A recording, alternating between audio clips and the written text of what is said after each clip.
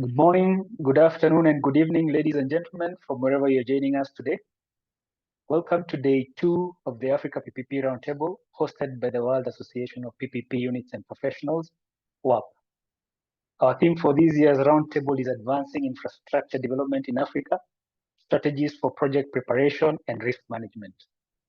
Our first session today is titled De-risking African Infrastructure Projects, Innovative Solutions and Strategies for Managing Risk to ensure sustainability in African PPPs.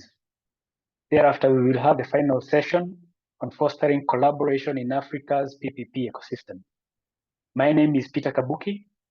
I am a member of WAPPP and the Chief Executive Officer at Streamstone Africa. Streamstone is a project investment and development advisory firm based in Nairobi. I am honored to be your moderator for this session, and thank you for joining us. At the opening session yesterday, our moderator set the stage by reminding us of infrastructure's crucial role in economic growth and development, job creation, and productivity. He then went ahead to note that most governments, especially in Africa, lack the resources to fully address their nation's infrastructure needs, hence the essential requirement for private sector participation. Yesterday, we looked at the role that project preparation and development, as well as project structuring for bankability, play in the successful delivery of sustainable PPP projects. In this session, we turn our focus to the unique challenges of project risks faced by African nations, including financial volatility, political uncertainty, and environmental considerations which often deter private sector investment. This session aims to explore the multifaceted nature of these risks, and more importantly, to identify and discuss the innovative solutions and strategies that can mitigate them. To help me do this, I am joined by a distinguished panel of experts, each bringing invaluable insights from their respective fields. I will do some brief introductions, but their full bios will be posted in the chat. I would like to start with Beatrice Nyabira. Beatrice is a partner and head of projects, energy and restructuring at IKM Advocates, which is a Kenyan practice of DLA Piper Africa. Beatrice has over 19 years experience with a specialty in PPPs, infrastructure, energy, and public procurement. She is a certified PPP practitioner and a former member of Kenya's PPP Petitions Committee. Welcome, Beatrice. Thank you, Peter. I'm looking forward to the discussion. Absolutely. Next, we have Chris Olobo. Chris is a founding Chief Executive Officer at the Mana Guarantee Company, an East African-focused local currency financial guarantor backed with funding from shareholders across both the public and private sector. Chris has had an illustrious career in project and infrastructure finance across the entire life cycle, from origination to financial close. Prior to the Mana, Chris worked with the IFC in Kenya, PwC, and Mott MacDonald, both in the UK. Welcome, Chris. Thank you very much, Peter. It's going to be a lovely afternoon. Absolutely. And next up, we have Mr. Solomon Simutowe. Solomon is a Principal Business Development Officer, Public-Private Partnership Office, Ministry of Finance and National Planning in Zambia. He is responsible for business development, capacity building, and publicity and advocacy. His roles include PPP, project concept development, and pre-feasibility studies in collaboration with contracting authorities, analysis of commercial viability of PPP projects, PPP procurement, and negotiations. Solomon has previously worked as an economist in various capacities in the Ministry of Foreign Affairs and the Ministry of Commerce, Trade and Industry, as well as having a stint in the banking sector in Zambia. Welcome, Solomon. Thank you, Peter, and good afternoon, everyone. Thank you.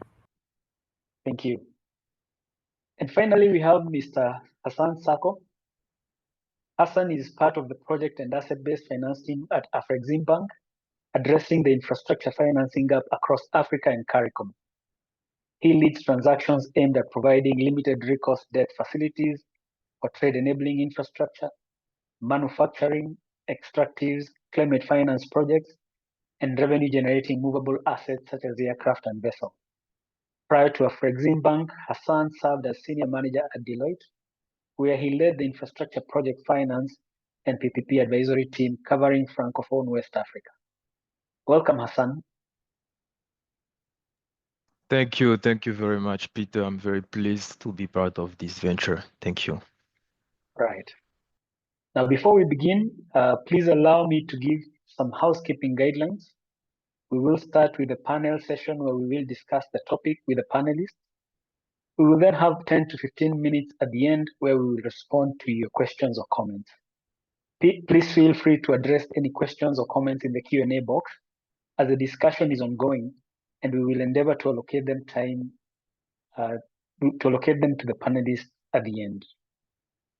Welcome, everybody. Now, to start us off, I would like to start with a general opening question. And I would like us to begin by briefly defining the most significant risks currently hindering the successful implementation of infrastructure PPPs across Africa. And this question goes to all our panelists. From your unique perspectives, what are the top 2 to 3 risks that you believe demand the most urgent attention? Maybe I can start with you, Chris.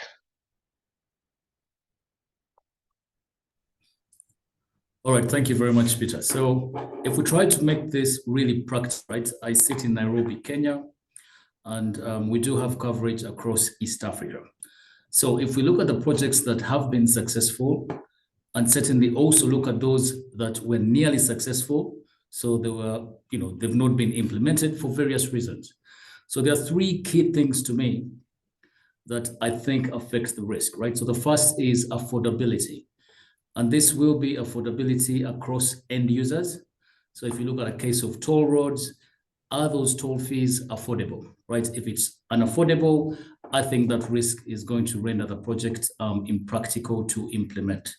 And then affordability also has to relate to the government. And there are good examples for this, Peter, right? You do know that there's a project which the government of Kenya canceled last year, which is the Nairobi-Nakuru Expressway. And one of the reasons was affordability of the availability payment. So affordability to me is really important. Number two would be demand risk. Now, again, for demand risk, I will take you to one existing project, which I think is very successful. Again, this will be in Kenya, and that's going to be the Nairobi Expressway. So one key characteristic of that project is the demand risk, which relates to traffic and revenue risk, is borne by the project sponsor. If that demand risk had been shifted to the government, I suspect that this project would not have been implemented, certainly not on time and the success that we're seeing. And then the third would be what, in typical PPP units across East Africa, they call the FCCL. That's financial commitment and contingent liabilities. Now, this relates, in my opinion, to 2 key matters that affect contingency from a government standpoint. The first would be compensation upon termination. So all, many PPP projects, yes, we can structure them, but there's always a very big lump sum payment that would have to be made in case of a termination event. Now, that particular clause, is really going to be very problematic. And then the other issue relating to contingent liabilities would be exposure to currency risks. So those 3 to me, Peter, is what I think are the key risks across not just East Africa, but Africa: affordability, demand risk, and the treatment of financial commitments and contingent liabilities. Thank you. Thank you very much, Chris. Those are very pertinent issues that you raise. I'm hoping we can be able to tackle some of them. I think one of the things that I'd like to quickly highlight is that we actually recently had an engaging session on contingent liabilities organized by the finance chapter of WAPPP. And I'll guide us to all head over to the WAPPP platforms where you can get a recording of the very engaging conversations around contingent risks. We'll also try to tackle demand risk today as time allows. I'd like to move to Hassan. Hassan, maybe you can tell us what you think are the 2 to 3 major risks that we face with regards to Africa PPP projects. Yeah, thank you. Thank you very much, Peter. What I will try to do is to approach this question and all these next questions from the lender and DFI point of view or perspective. The first risk for me, or I would say from a DFI perspective, which is very crucial, is the contract variation risk. Because if we consider that PPP is a long-term contract and we need sustainability, it is not relevant for us to have variation in the contract. So most of the time it relates to political or regulatory risks that result in early termination, which is a huge risk, or renegotiation of the contract, and this impacts the debt repayment profile significantly. The second risk I can also list is the completion risk, because this one includes delay, but also I would say compliance risk to the specifications, and also cost overrun risks. When you put in place an infrastructure or an asset, you should be able to ensure that these assets, in terms of specifications, meet the requirements and is able to perform well and to generate the expected revenues. If not, it means that the facility or the financing will not be repaid. And in the event of a cost overrun, it raises a question. And this question is the following: who is going to cover the additional expenses? And for instance, increasing the equity contribution from the SPV or the sponsor is a big challenge that brings us back to the local access to financing issues. So this one is also a big risk. And the third one is, from my point of view, the revenue collection risk. It results in the inability of the SPV to repay the debts, of course, and it is mostly correlated with first, the demand and commercial risk, which is in relation with the users. I would say sometimes users are not recorded as expected and or cannot afford the service. And there is also the currency convertibility and transferability risk, which is in fact the adverse movements in the FX rate and or the lack of availability of the foreign currency to repay the debt. If you permit me, I will add a bonus, which is a fourth risk, but this one is, I would say, it's about risk allocation, because if from a structuring and arrangement point of view, the stakeholders are not able to allocate the risk well, it means that all the risk will not be covered relevantly, and it affects all the sustainability of the project. Thank you. Thank you very much, Hassan. Quite an incisive brief on what you perceive to be the main risks. I believe that we'll cover some of this even as we go through the conversation that we are about to go to undertake. Please allow me to then ask Beatrice, maybe in a minute or two, if you could highlight what you believe are some of the key risks that Africa PPP projects face. Okay, thank you, Peter. I think I'll do what Hassan has done. So I'll focus more on what I see on the legal side. I also have the benefit of having been a member of the PPP Petitions Committee in Kenya, which was a tribunal that looks at PPP disputes in the first instance and tries to resolve them before they go to court.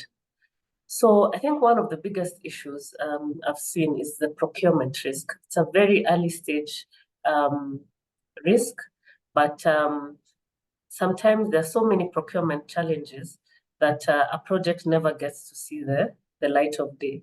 I can give an example, say, of I think around 15 years ago, there was a project by the Kenya government, to acquire laptops for primary school students through a PPP. Now, because the stakes are very high and there's a lot of interest in such kind of projects, you do find that unless the process is properly followed, there's a lot of integrity, and even then, there would be a likelihood that, some of the bidders would want to contest the outcome, and that is exactly what happens. So you find that a project gets delayed, sometimes even for years, trying to sort out the procurement cases that have come up. Sometimes the contracting authorities even just drop the whole project altogether because they're not able to deal with all the cases that come. So that's one of the issues. Another one is around supporting infrastructure. And I've also seen scenarios where you have a very good project, and some projects are more straightforward, say a road, though even roads need supporting infrastructure, because where do the roads go to? Where do they flow out? Or who flows into which road? But you can have a project like a hospital.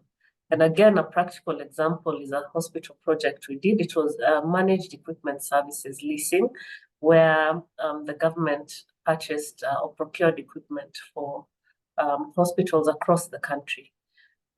So that was by way of a PPP. And unfortunately, there wasn't enough supporting infrastructure. So we did find that, for example, there were dialysis machines or radiology machines that had been put in some of the hospitals, but they had not been used for 2 years.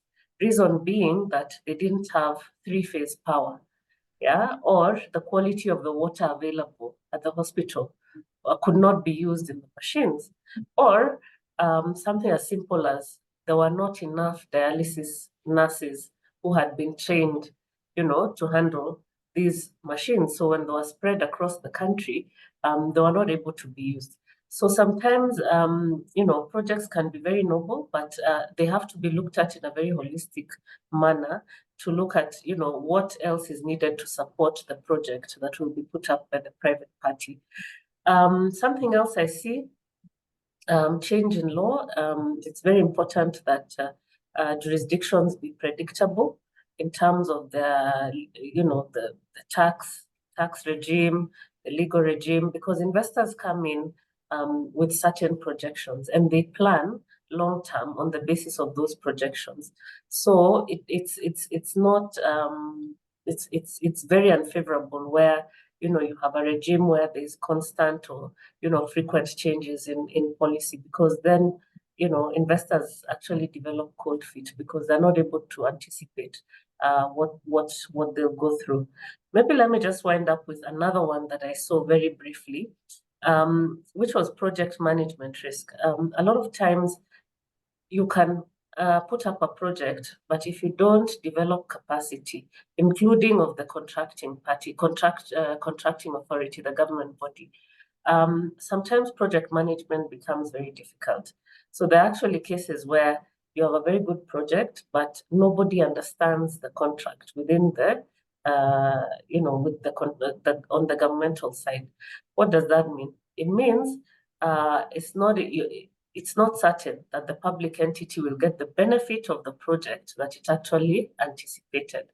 And sometimes private sector can also push the envelope. So to the extent that there's no vigilant monitoring, you get into such kind of scenarios, and sometimes value for money is not achieved. I think I'll pause there for now. Thank you. Right. Thank you, Beatrice. I think you've actually touched on some of the things we tend to speak about. But thank you for highlighting those 3, risks that you feel are critical. I'd like to end that bit by bringing in Solomon. Solomon, from the government, from the public sector side, maybe you can tell us, in a brief manner, what you feel are the 2 to 3 key risks affecting Africa PPP projects. For me, the first one is demand risk. mostly first you look, for instance, from the traffic volumes. That's the first aspect of it. And secondly, sometimes the projects, you find that when it comes to demand risk, there's no much aspect on the market demand assessment report or survey, for instance. I'll elaborate a little bit on it. We understand that when you are having demand, we are trying to assess demand for a project, you have to put in mind the users. If we give an example of a road, there will be users who will be using the toll gates, etc., etc.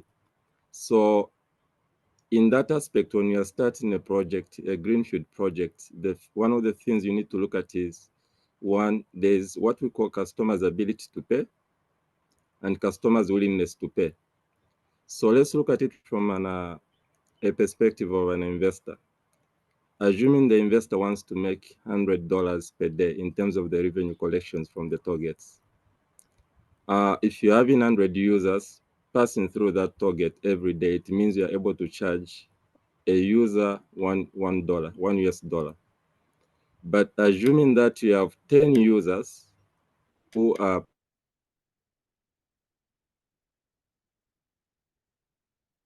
Sorry, passing I think through we're having a bit of a challenge with Solomon's connection. the Can we all hear Solomon? No, I think We we'll come back can't. to Solomon. Maybe please allow us to come back to you. I think you have some good points there, but I think the connection is a bit is fluctuating a bit. So allow us to move on, and we will come back to you. From the what everyone has shared, my feeling or what is evident is that there is a multiplicity of risks affecting PPP projects, right from project development and structuring, running through construction and operation, and indeed all the way to the end of the project concession period. Today we may not cover all of them due to time constraints. In fact, I feel that we may actually probably end up having to do a series on risks and then isolating them according to the stages and according to their types.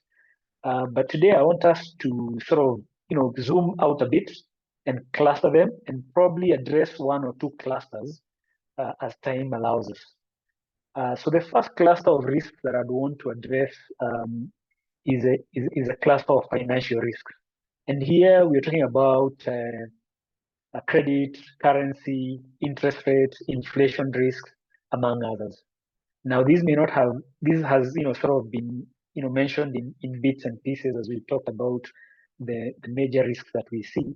But I want us to zoom in a little bit more in this area. And I want to start by sort of just giving a bit of a background. Now that we know that many PPP projects in Africa require significant foreign currency investments for capital expenditure, while revenues are typically generated in local currency. And as such, fluctuations in exchange rates can significantly impact debt service obligations and overall profitability of projects. We also know that changes in interest rates can affect the financing cost of PPP projects, especially those with floating interest rate debt. And rising interest rates can increase debt servicing costs, also impacting the project's financial viability. And finally, we know that rising inflation can increase the operating costs of a PPP project, impacting its profitability, especially if the tariffs or payments are not adequately indexed to inflation. So these are significant concern, obviously, for a lot of African economies that have a history of high inflation. And I want to come back to you, Hassan, and ask you, what innovative financial instruments or risk mitigation strategies is the Afrexim Bank and other DFIs currently promoting to de-risk PPP projects from a financial risk perspective, especially in the face of macroeconomic volatility on the continent? Hassan? Yeah, thank you very much for this question. I think this one is really a critical and key questions we need to address. I would say that we can categorize and consider that we have, as you said, two types of approach or methods.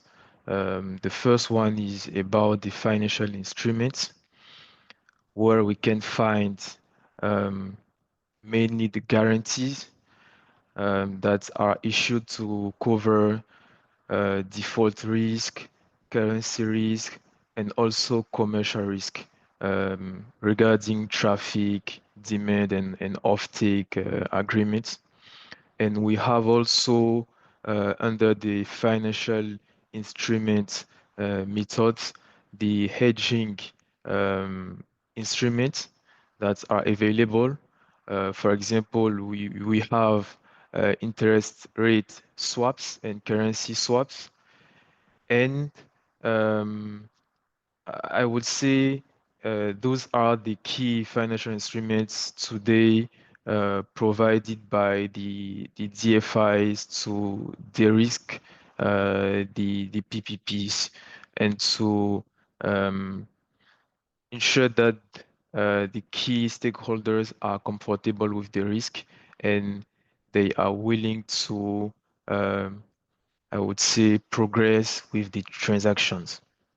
We also have mitigation strategies that are not really financial instruments, but for example, in the cases where the PPP contracts are concession and not government pays PPP, we need to have a proper offtake agreement or offtake agreement. We need to have offtake agreements based on which we ensure that the revenue collection will make sure to meet the profitability target, but also the debt service payment.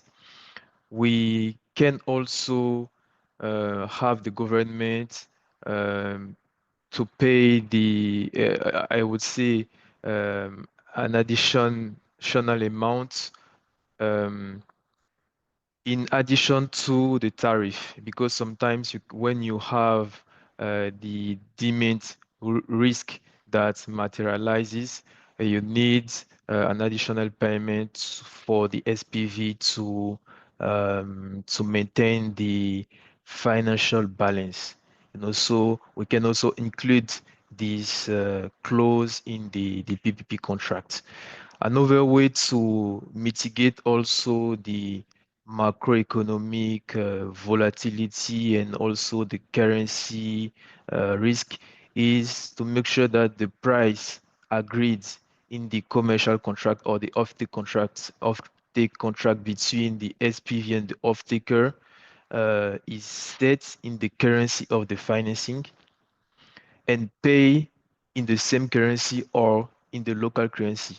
But this at least mitigates the adverse movements, because if the price is set in the currency of the financing, as you know, the lender lends on a base case financial model, which is in the currency in which he lends. So based on that, we can say that if the price is set in this currency, even if it is not paid in this currency, the adverse movements are covered.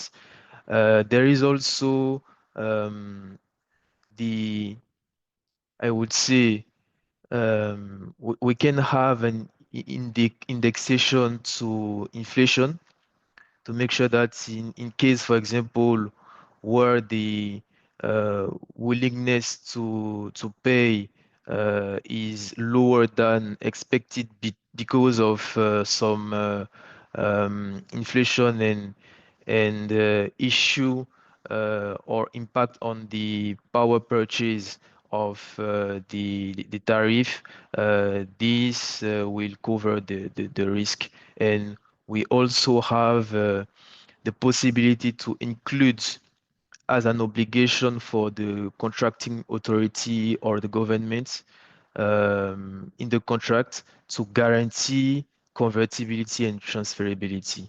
So we have these two categories of methods we can use. I would say sometimes the financial instruments are available, but you don't have a lot of key players to provide them. So you need to focus on the mitigation strategies and to lock the contracts in a way that avoid the risk to materialize. So I will pause there. Thank you very much. Thank you very much, Hassan. Some key points you've raised there. Evident that there's a plethora of solutions for the multiplicity of financial risks that African PPP projects face. And the encouragement, especially amongst our audience, is that there are many solutions that exist, but which are not in the public limelight. And it's always good to sort of then, be a part of these kind of conversations and to dig out more, especially from DFIs, when there's a need to address certain risks within the project. I'd like to move to Chris, who this is right up his alleyway. Hassan has talked about several instruments, and I know Chris, a key objective of the Mana Guarantee Company, which was established recently, is to tailor guarantee products that are designed to mitigate risk and open doors to funding for projects. How are you positioned to address these issues of financial risk in African PPP projects in a nutshell? Thank you. Thank you, Peter. So if we take a step back, right, what are these two key risks that relate to the financing of projects?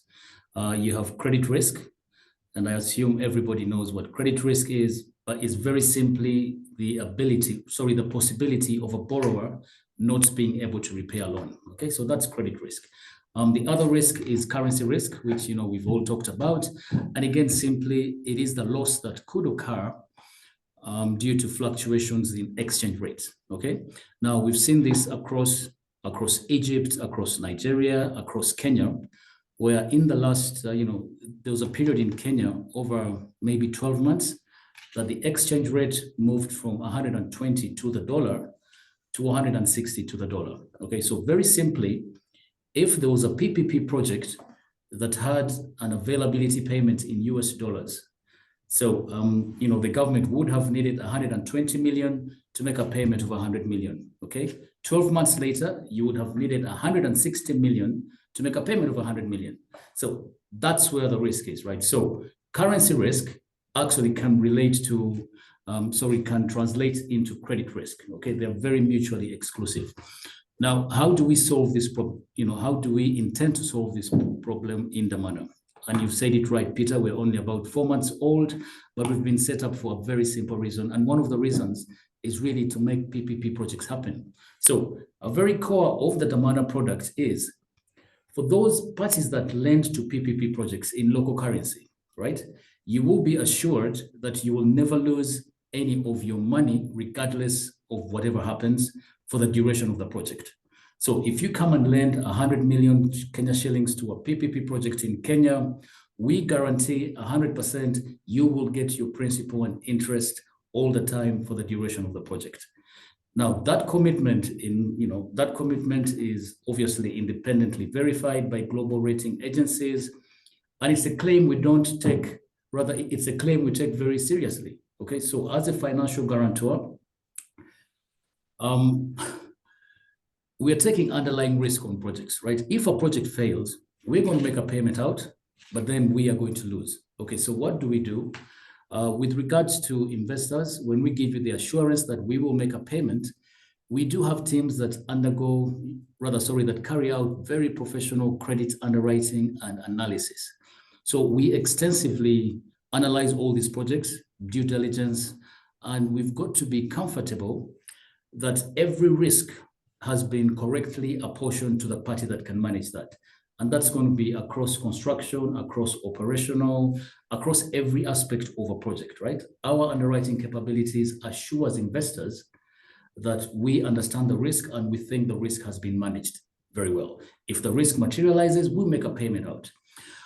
We also have teams that support surveillance and remediation of projects.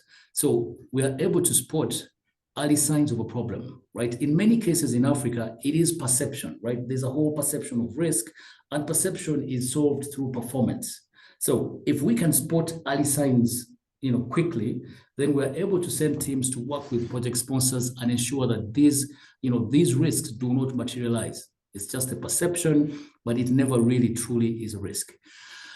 With respect to, to the whole currency, because I've said we can solve these risks by ensuring projects are financed in local currency, okay? And then ensuring that, those that bring in the money, we remove the whole perception of risk. Now, we can help project sponsors access the capital markets. And again, because Peter, we believe, that African capital markets, so these are pension funds, our, money managers, high net worth individuals. Within Africa, we've got so much liquidity that we frankly don't need to be going out to get liquidity for these PPP projects.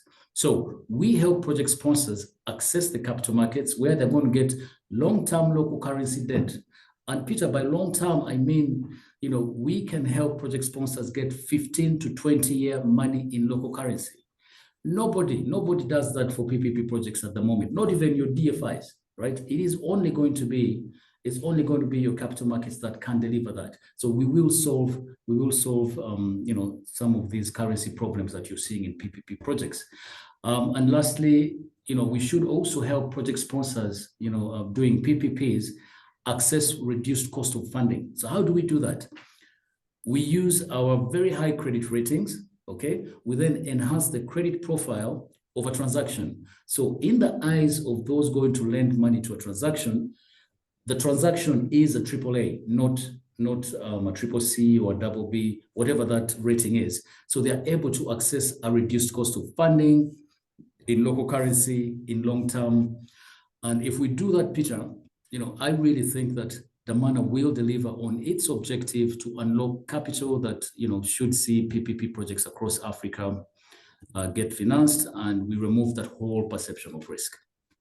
Thank you. Thank you very much, Chris. That's a very incisive run through of the solutions that you're offering at Dhamana.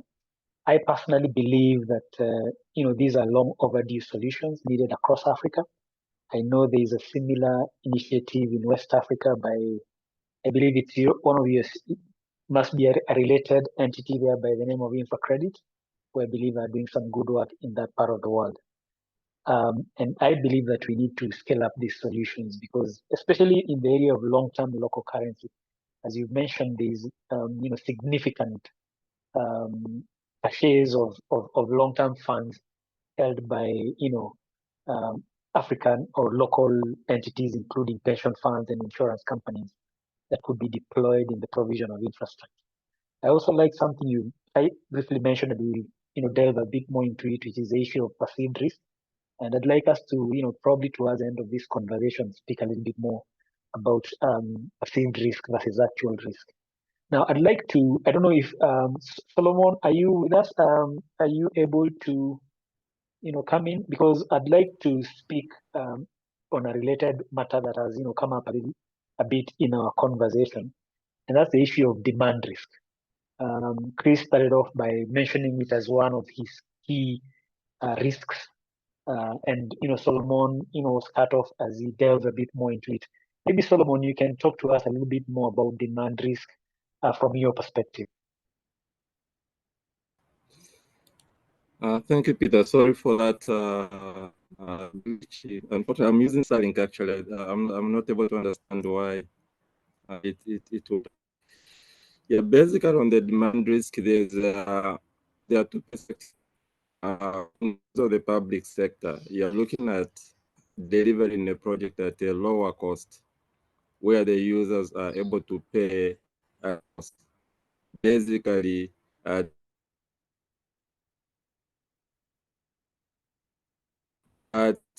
in the terms of the.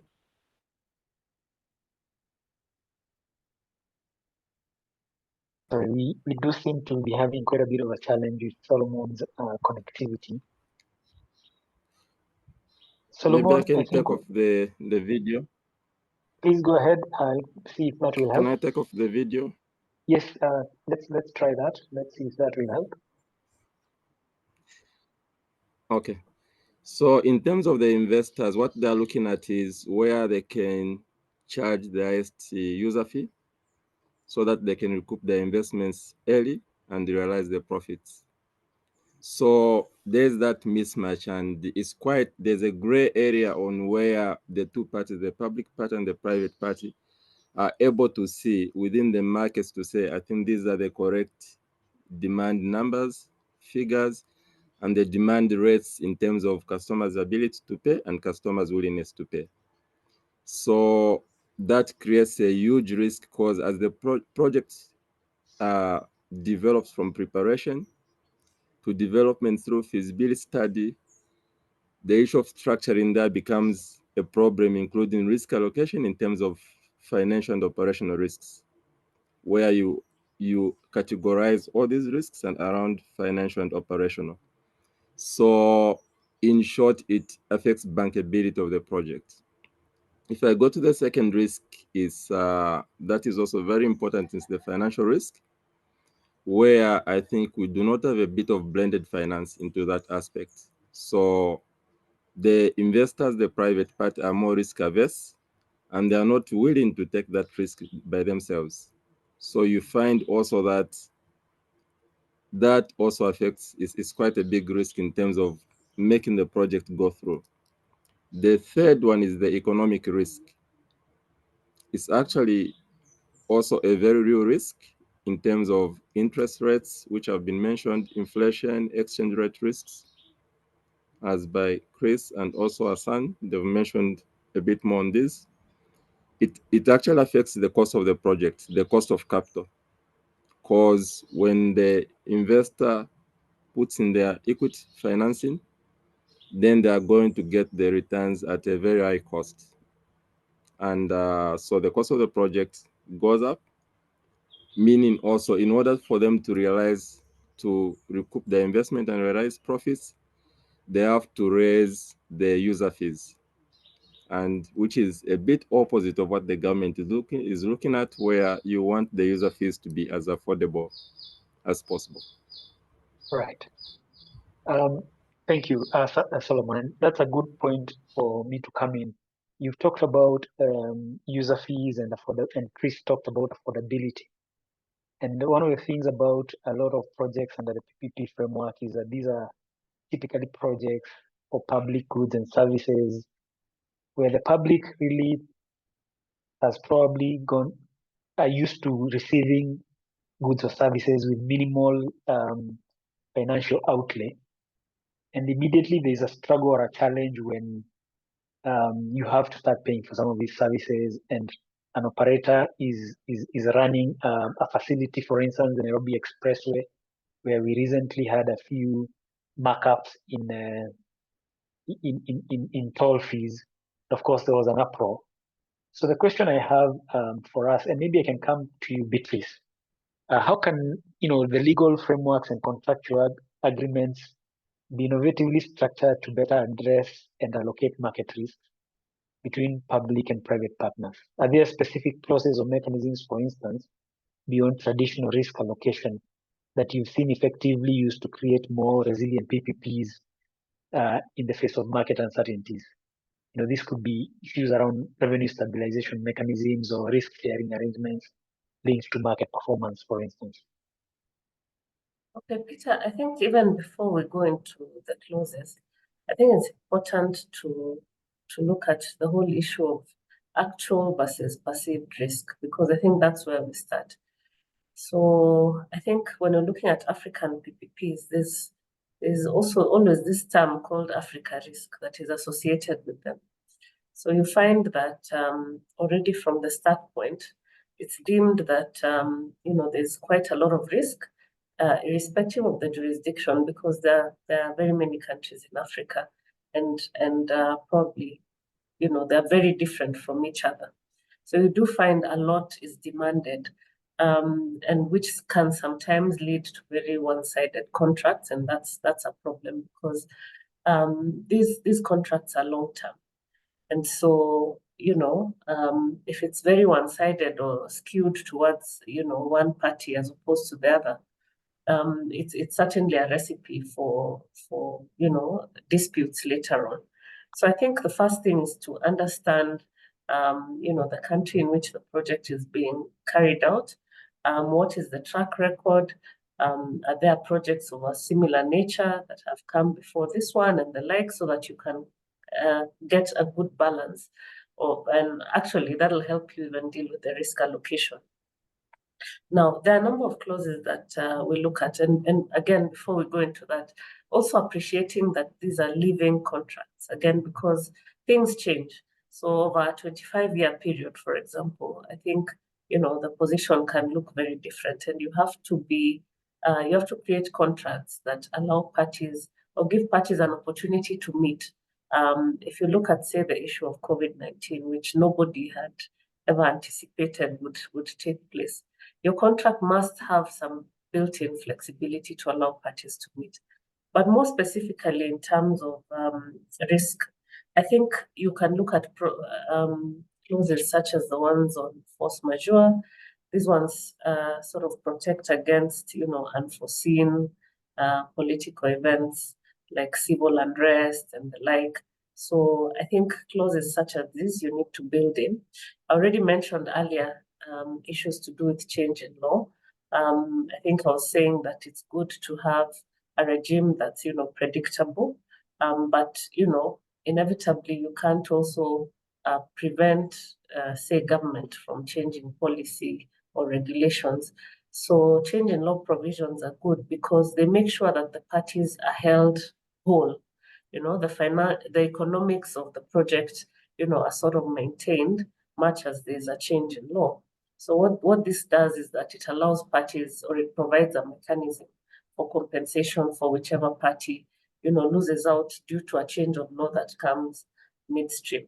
I think something else, and more there are provisions coming into contracts about this. A big issue with, and one of the biggest risk issues, and probably we didn't discuss it earlier, is to do with the stakeholders, stakeholder engagement, public participation and the like. I'd like to come to that, Beatrice. It's something we are coming to. So allow me to sort of recap what I'm hearing you say and probably segue us into the next area of conversation, because I think you mentioned the issue of changing regimes, and for me that leads me to the whole area of political and regulatory risk. And I actually was going to start with you on that area because I feel that it's a minefield. One of the things that is said in Africa is that you better have signed your final contracts before regime change, especially for projects that are in the structuring preparation stage. We've seen governments come in and decide to put a halt to projects that have been in the works for a long period of time. I think it's easier to stop a project that's in the works than to cancel a contract that is existing. And I know Chris, mentioned one of the projects in Kenya that's actually a big road project, seems to have suffered from regime change. Maybe, just coming back to you, Beatrice, maybe we can briefly speak about that. How does the legal framework deal with changing political priorities that may cause a government to pull out of a contract and, or a process that has been ongoing for a period of time? How do we deal with this? And I know it's an area that can really lead to investor doubts in a country. How do we mitigate this? Maybe from a legal but big picture policy, regulatory policy perspective. Look, ideally, as in an ideal world, a change in regime should not affect the contract because, strictly speaking, the government is the government, and it doesn't matter whose government it is. So once a contract is signed by the government, it is binding even on future governments. So I think that's the ideal position. We do know, obviously, that sometimes it doesn't work the same way. We've seen it where, a new leader comes and says, this was a waste of, public funds, or this was not in our best interest, and cancels it. So I think contractual provisions are useful. First of all, I think just to assure that, legally speaking, governments are bound despite regime change, unless otherwise provided in the contracts. But the provisions, there are issues around, compensation for unfair termination, and there could be clauses that talk about, when compensation is required. So, for example, midstream termination, where there's no breach by a private party, would certainly be one of those. I think we must also build in and look very carefully at dispute resolution provisions in contracts, because I think this is where it provides parties with an opportunity to actually come to the table to discuss some of these things. Issues such as expropriation and the like can also be covered. And over and above that, and probably Chris can maybe comment on this. I mean, there are issues such as the political risk insurance that, is also there provided. In some of the contracts, we've seen governments providing extra comfort. If, like in Kenya, it's very common to see support letters, things that are softer than guarantees that also deal with this. Then, of course, there's also some protection in bilateral treaties, because inevitably you find that some of these investors are from other countries, and you find that there are bilateral treaties that have been signed, which should offer some level of protection. Right. Thank you so much, Beatrice. It's good that you brought Chris in, because I want to bring him in and also bring in Hassan. And the question is around the area of instruments that can be used to mitigate political risks. To what extent are they in use in your estimation, and how effective are they? Maybe I can start with you, Chris, and then quickly move to Hassan.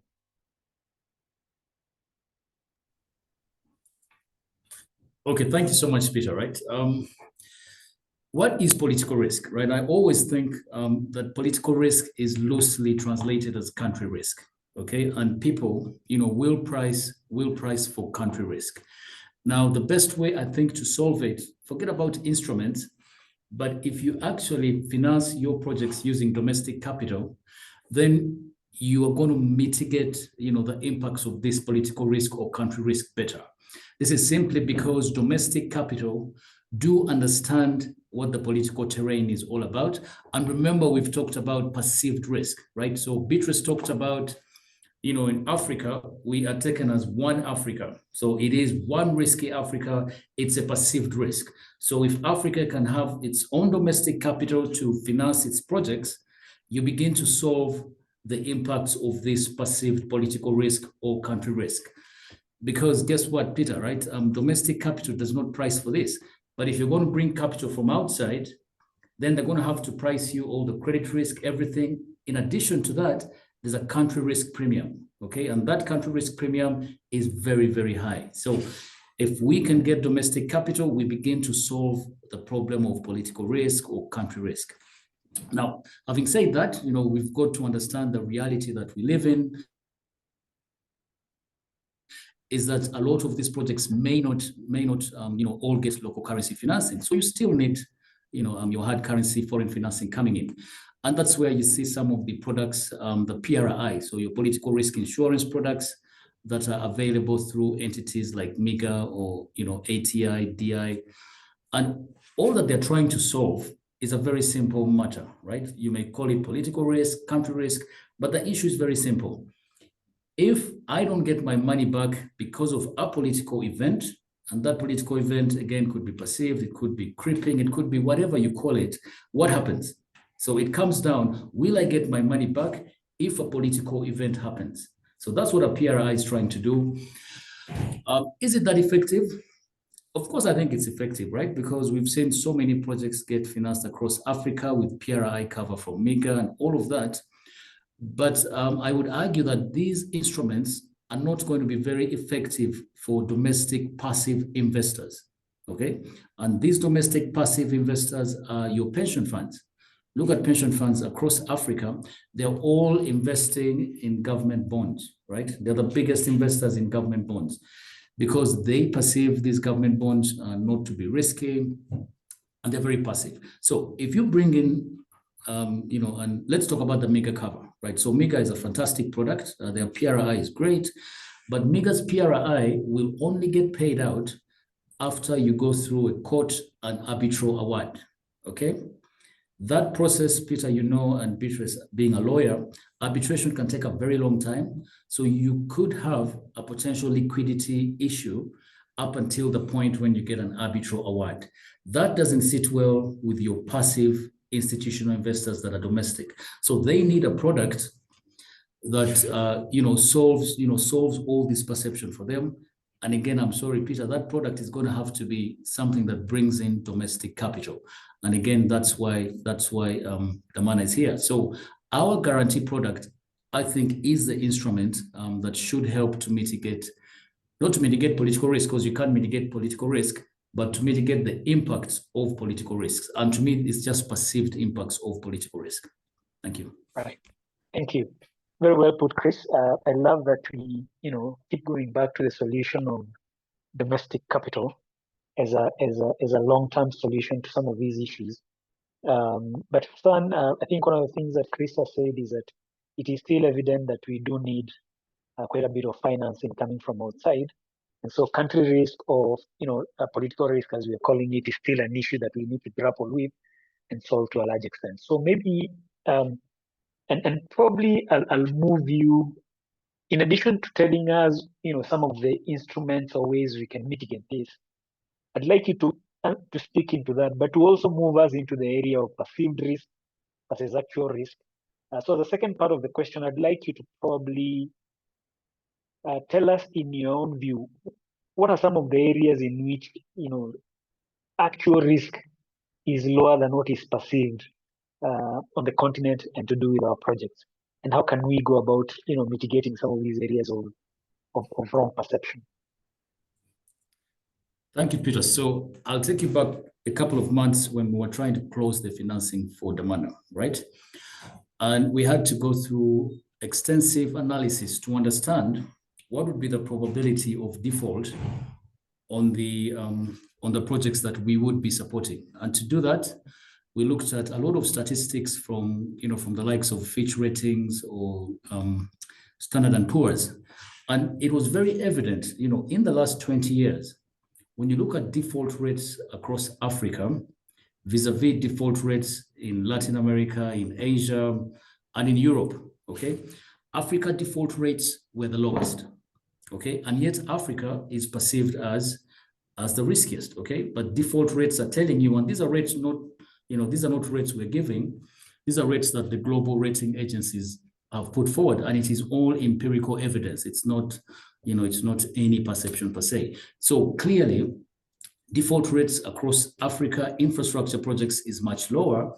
And then interestingly, when a default happens, the loss given default is also low, and your recoveries are much higher. Okay, so the data says a different story from the perception. Now, you did talk about a sister guarantee company similar to Damana in West Africa called InfraCredit Nigeria. They've been running for the last 6 years.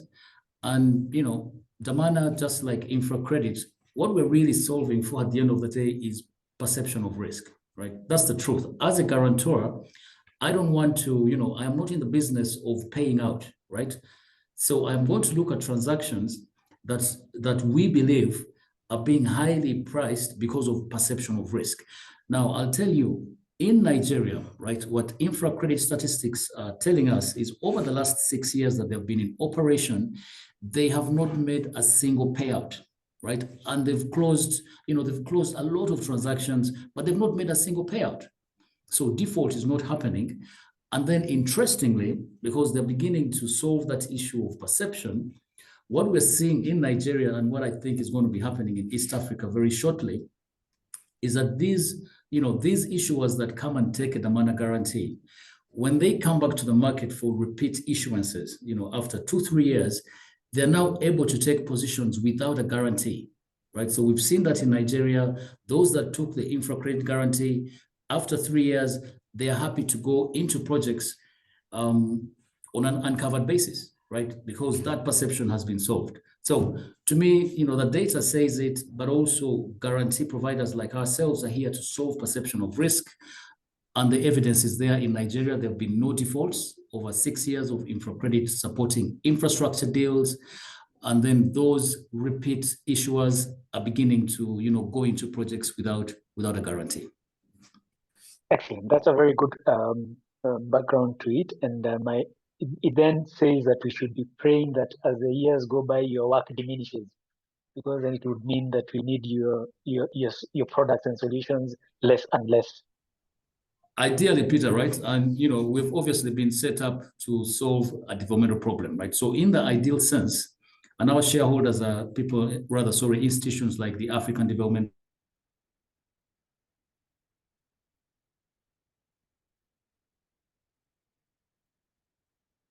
Sorry, have we lost Chris? Over again. So that to me is, obviously, if we're successful, we should be running out of business. But I think there's still so much to do across Africa that we should hopefully be in business for the next many, many years. But again, not too many, because then it means we're not solving a perception of risk in Africa. Right. Thank you very much. I'd like to move to Hassan. Hassan, I'd like to pose the same question for you on your end, again on the issue of perceived risk versus actual risk. What is your view from where you sit, and how do we act in that space from a structured perspective, a DFI perspective, a continental perspective? How do we begin to grapple and to resolve the issue of perceived risk, which obviously makes our projects more expensive? The project cost will definitely go up when you have to put in all these guarantees and other mitigating measures. How do we begin to deal with this from a structural perspective? Oh yeah, thank you very much. That's a very interesting question. Before I answer this question, I would like also to say something, say a word regarding the question related to the mitigants of the political and regulatory risks and the financial instruments that are currently being provided by the DFIs and also Afreximbank to cover these risks. So as Solomon said, there is the political risk insurance, which is put in place most of the time for countries that are considered as highly risky in terms of political risk.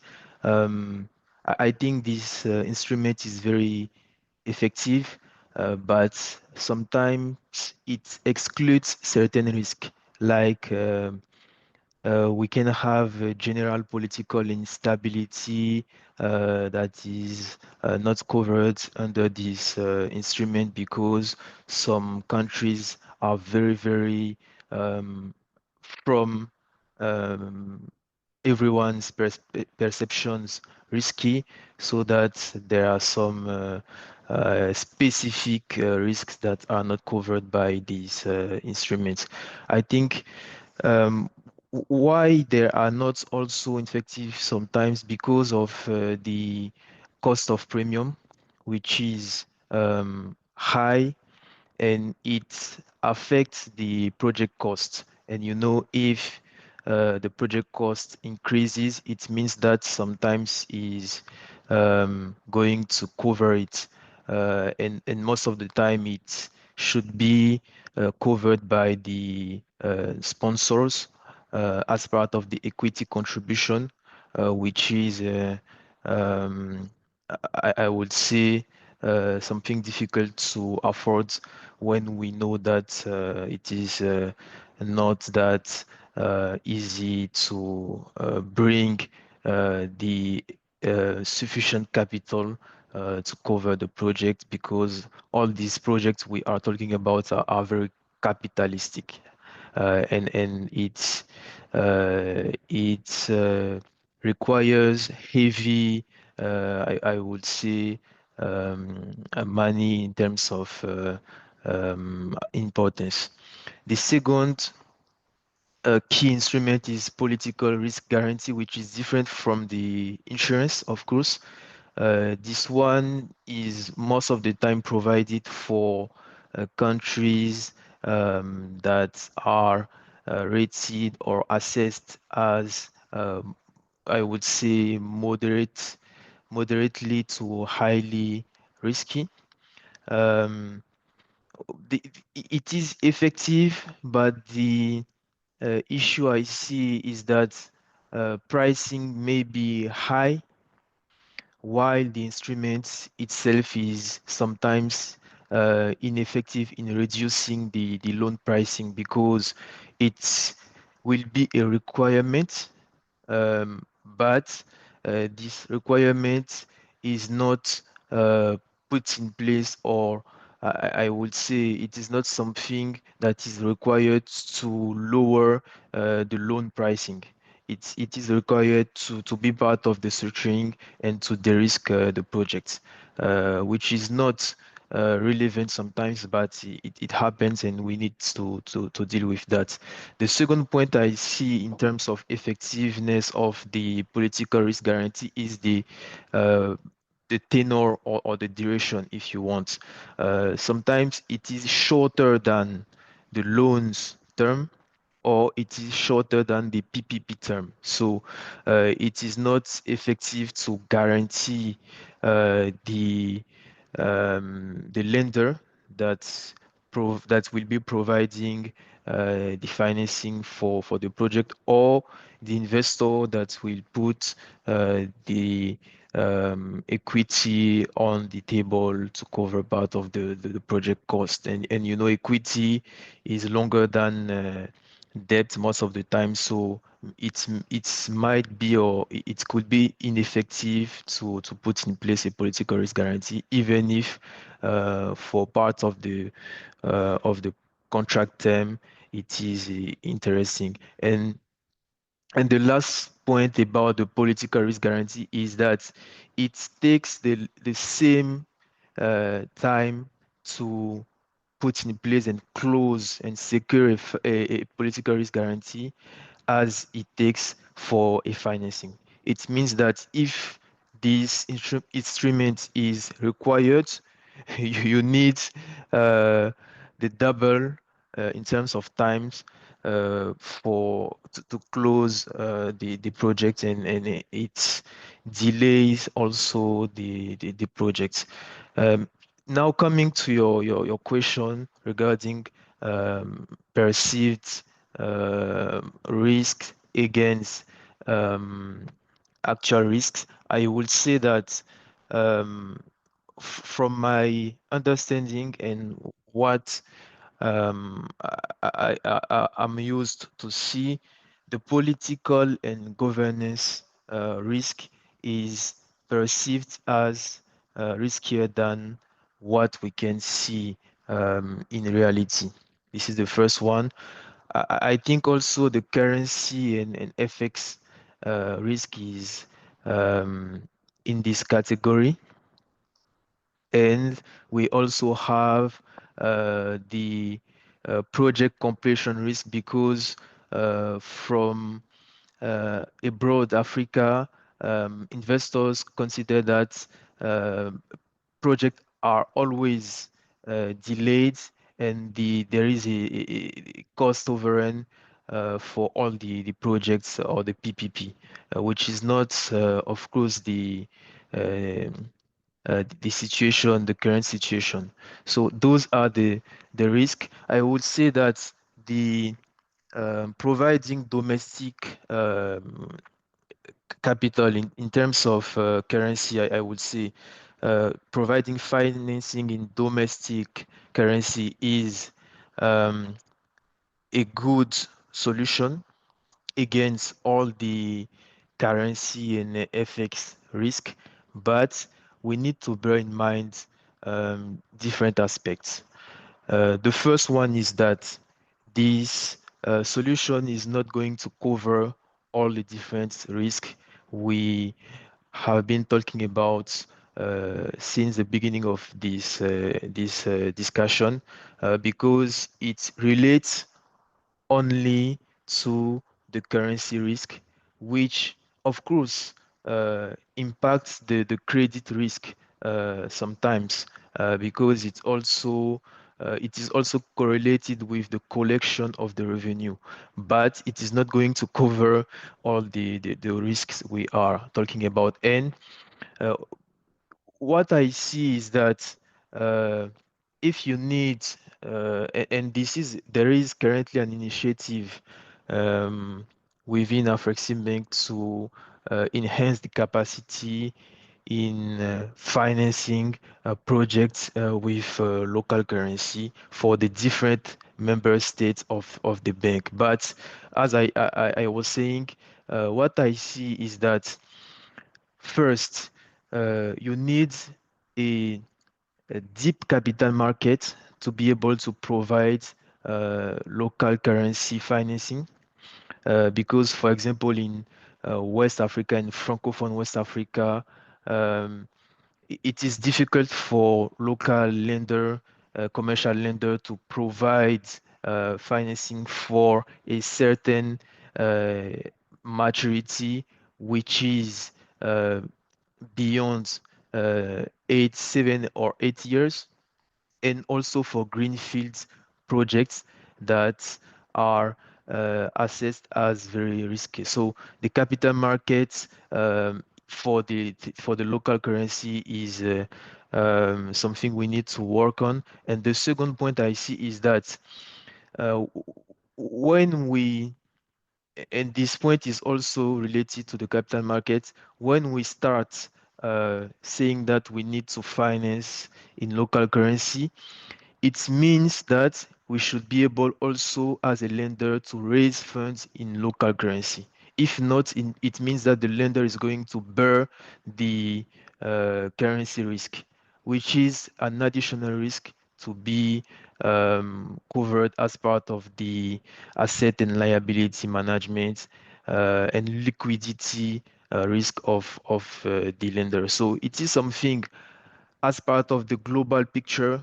All the stakeholders should be able to view, so that we know that across all the chain and regarding all the stakeholders, everyone is trying to deal with different also risk at uh, its own level, and it is something um, that may be solved if we approach the questions from a global point of view rather than a specific and single point of view. That's what I wanted to say. Thank you very much.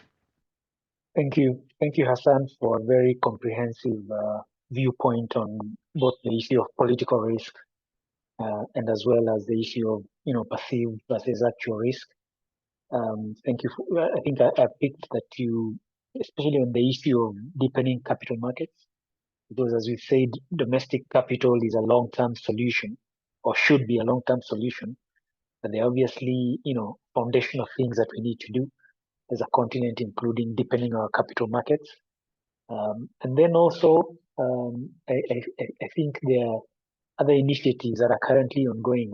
I've heard quite a bit around the issue of credit ratings and the push by the Africa Union to have systems of, or to begin to work on systems that can allow us to also have a bit of capacity to have our own credit rating agencies and data collection that really feeds into some of these exercises. Because of time, I want to swivel a bit. I want to speak about an area that is quite critical and which we have not touched much on, We have about 10 minutes to go, but I'll probably have us address this in the next 5 to 10 minutes, and then we can do a quick Q&A after that if there are any questions, and then we can wrap it up. So I want to move us to the issue of environmental and social risks, and I want to pose a question to Beatrice. We understand the need to integrate environmental and social considerations in projects, and this has become crucial in light of climate change and the effects, especially on the African continent, which bears the brunt of climate change effects. How are we, and how are ESG factors being integrated into PPP contracts? And how can this be made more effective in reducing environmental risks associated with large infrastructure projects? Beatrice. Thanks, Peter. I think ESG has become such a big word, but I find a lot of times we're not able to narrow down to exactly what it is. In the context of projects, I mean, if you just go through, say, the E, the environmental issues, we do know that we now need to have more climate resilient infrastructure and the like. So it's important to try and incorporate this in everything that we do. So when you're looking at, say, energy efficiency targets, you may prescribe renewable energy use. Environmental impact assessments, very important, because you need to know, are they going to be emissions from a type of infrastructure you put up? You may put up a hydropower plant that then, dries, say, the river downstream, and the people downstream can no longer access water and those kind of things. So that's what we look at, for example, on the environmental side. The social side, there are so many things. If you're trying to look at, stakeholder management, something we talked about earlier, how do you handle them? Do you do it early enough in the process? Yeah, we've seen projects that never take off because of poor stakeholder management. So we have several examples in Kenya, for example, as well as in other countries where this has happened. Are there grievance mechanisms that, make it possible for people who are affected by a project, to put across any claims that they may have? Are we incorporating local content? Because one of the biggest gripes is that, investments come in, a lot of it is through maybe debt or equity contributed by foreign investors and leaves the country. So how are we incorporating local content? And there are very good examples that have been used at every stage of a project. You can actually incorporate local elements, be it from, say, the community liaison officers, in the engineering, if you have a foreign engineer working with a local engineer, incorporating some of the community members to work on the project, those kind of things. Just looking at the governance side, issues such as transparency are so important, and these are things we see now in project contracts. Issues like anti-corruption, we actually have specific clauses in contracts that, where people say, I didn't have to pay to get into this contract. This is not an avenue for money laundering and the like. And proper performance monitoring to even make sure that there's value for money being achieved. I think one of the issues about ESG is that it has to be monitored continuously, but also something a bit controversial, but I think very important. It has to be adopted. We always think like in any organization, or in this case, even a project company, it's the workers who should. But sometimes there's actually incentives that can be given from the top, including, say, bonus linked, ESG criteria for bonuses like of senior executives. It will make sure that ESG is actually incorporated at every stage of the projects we're doing. Capacity building. This is for the communities, for the government side, the public sector managers and the like. I think those are the kind of things that I'd suggest. Right. Thank you very much. That's quite a comprehensive suite of solutions. I want to move to Solomon, and I want to ask you, how can government agencies engage more effectively with communities to obtain their input from an environmental perspective and their buy-in from a social perspective? Maybe you can give us some examples from Zambia, where you are, because this has become a big issue in PPP projects on the continent, where we have projects starting off to great fanfare, but within a short period of time, we have, especially a lot of stakeholder concerns. Sometimes, projects getting a bad name and protests, no kind of things.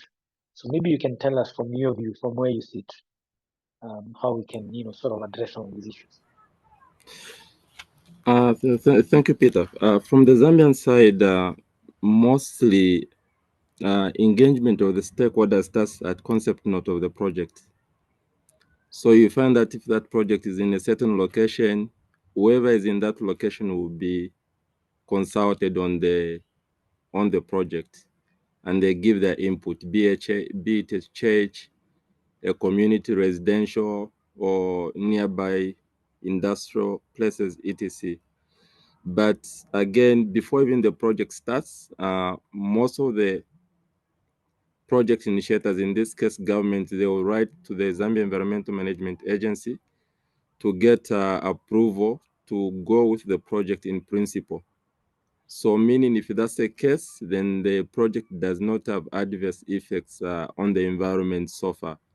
But as the project goes towards feasibility study, a detailed environmental aspect of it is undertaken, and it's also included in the feasibility study as a requirement. And around that time, also the Environmental Management Agency has to approve the environmental impact assessment report. So this is how the two goes hand in hand: the social aspect, the consultation of the stakeholders, but also the environmental authority playing a part into the project, so that by the time it's being finalized, there are no issues. There are some projects, if a project does not have such an input, likely it will have some kind of problems ahead of it.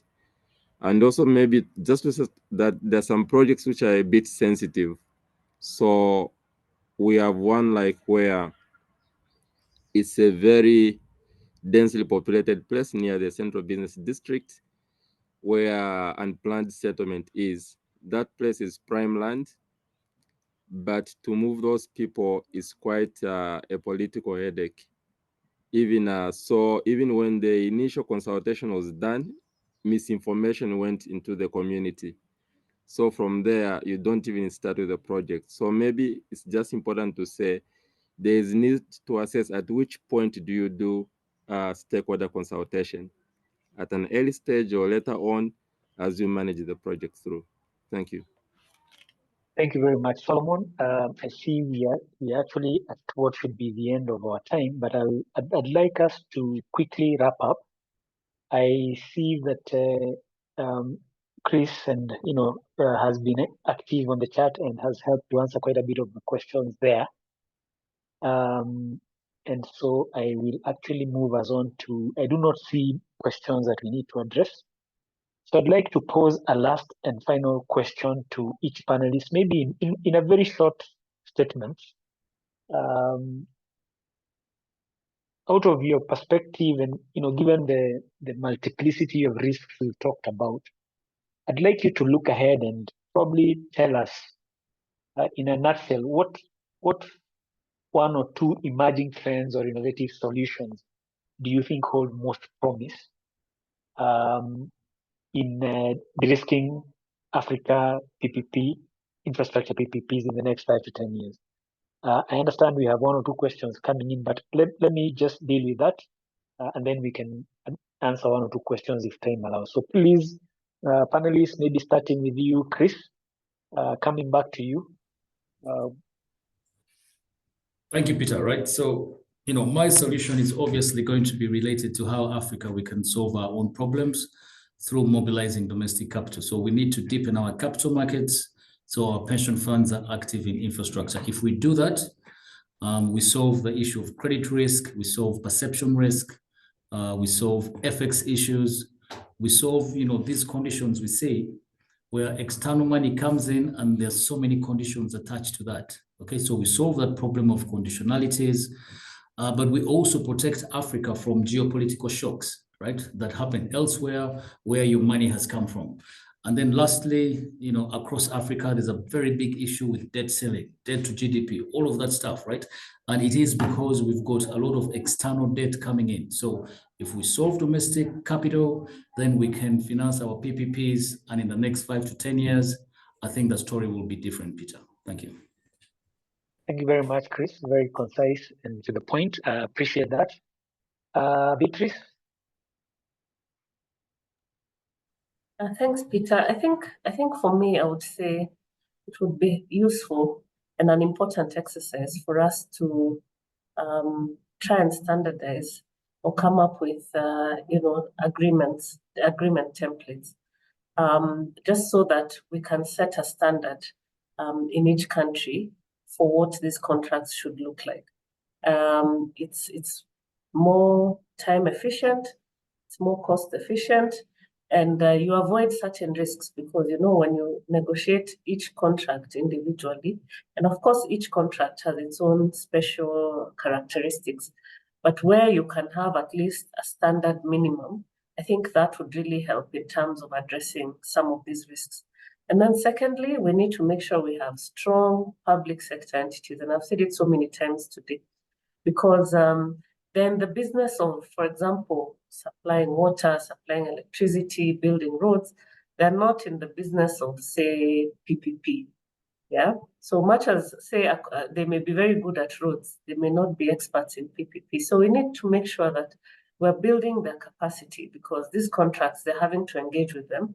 They're able to understand what they're negotiating and what they're getting, what the expectations should be, so that we make sure that there's, they are also able to get, a good deal at the end of the day. Thank you very much, Beatrice. Again, I'd like to move us to Hassan. Hassan, your closing remarks on what is the most promising trend innovation that you see that holds most promise for de-risking Africa PPP projects? Yeah, thank you very much. I fully agree with Chris that the local currency financing is one of the biggest, I would say, and most relevant solution to make happen I would say to make to have more PPP emerging in Africa. It is something I also support as part of the project and asset-based finance team at Afreximbank. But what I want to say is that I see another emerging trends because, for example, the local currency financing may be in place, but not that cheaper to allow PPPs to, I would say, to emerge, right? So we need also as an emerging trend, and this is something I see, blended finance and concessional finance, because as we all know very well, these projects are very expensive, and for projects of this nature, for long term, if the cost of funding is not, I would say, affordable, it means that the project is not going to repay itself. I mean, the equity contributor, but also to repay the debt. So the concessional finance and the blended finance as a whole is an emerging trend. And I see also as a relevant trend the project preparation facilities that are more and more provided by DFIs like Afreximbank, FDB, and other DFIs, because we need the project to be well prepared to be in line with the requirements of the key stakeholders. So those are the three main trends I can draw attention on. Thank you very much. Right. Thank you very much, Hassan. And then finally, I'd like to give the opportunity to Solomon. Solomon, your comments on this? Thank you, Peter. Once again, for me, it's two. The first one is standardized risk allocation matrix of all risks, where we need to know the actual risks and the perceived risks. So like what Chris said, we can have an idea of what infra credit Nigeria did. Like over the last 6 years, they've actually not made any single payment bailout. So that way, I think it makes us be on a better footing to de-risk most of the projects, PPP projects. The second one is blended finance towards financial risk. The ultimate purpose of this is that it lowers the cost of capital. What we usually have is just the private sector putting their debt and their equity and also debt with a higher rate of return expectation. But when you have blended of finance, you have other players coming in, like the World Bank, Africa Development Bank. So you have some concessional loans with lower rates and tenors. You have local banks, you have DFIs like PIDG, etc. So the donors will come in. So all this kind of the blended finance helps to ensure that the cost of the project, as I've said, is lower, and it helps in de-risking the project towards bankability and the project reaching financial closure. Thank you. Thank you so much, Solomon. Those are great insights as well from you.